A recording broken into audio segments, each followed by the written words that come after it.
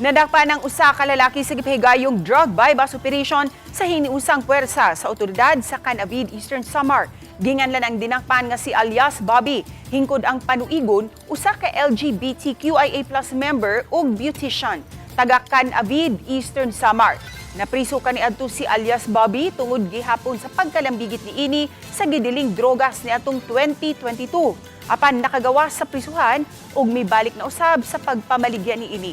Nakuha gikan sa dinakpan ang usa ka sachet nga gidudahang shabu ug bypass money. Anaa siya karon sa kustudiya sa kapulisan ug sa pagsuwat ning mining balita, gikatakda siyang pasakaan ug tukmang kaso.